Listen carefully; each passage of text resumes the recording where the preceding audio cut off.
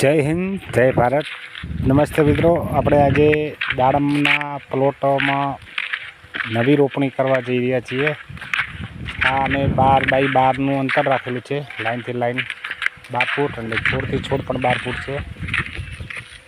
અને ખાડા ખાદી અને માટી નાખેલી છે, અંદર છાણીઓ ખાતર વગેરે વગેરે નાખેલું છે. ખાડા પાસ પ્લેન કરી નાખ્યા, ઉપર નિશાન કરેલા છે 12x12ના. લાઈન ટુ લાઈન જ છે. આપણા ટ્રોલીમાં રોપા લાવેલા છે. રોપા સૌ બહુ નાના છે. રોપા થોડાક પાણીની ઉપર માટી બધી ચોંટી ગઈ છે. ગાડીમાં વરસાદ વધારે છે, ઉપરથી પાણી આવ્યું છે એટલે ગાડીમાં થોડુંક રોપા પલળી ગયેલા છે. ઉપર માટી દાડમની બેટની ઉપર માટી થોડા ઘણી ચાટી થોડા નાના છે. આ નાના છોડને જો ફૂલ આવી ગયા છે. કેટલો રોપો નાના ફૂલ આવી ગયા છે.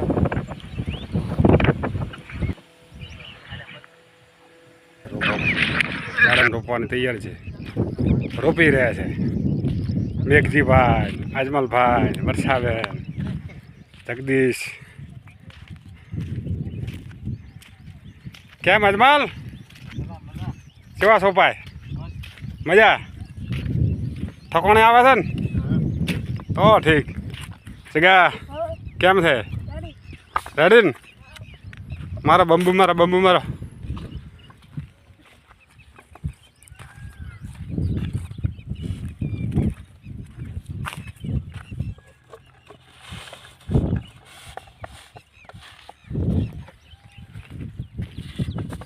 થકોણે ખાડો ખોદે એમ ને?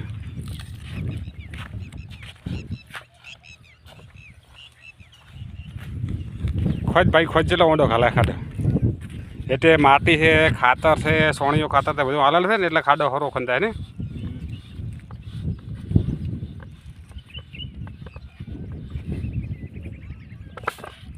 બરાબર. ગુલ્ફી કાઢી છે ને?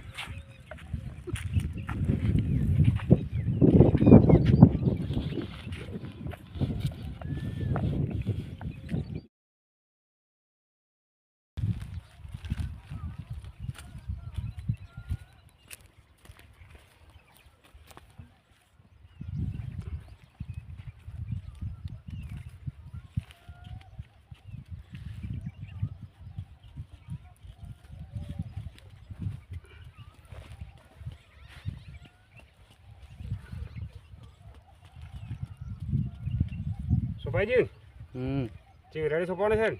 રેડી. તો બસ સોપિયા વાળી જ રાખો.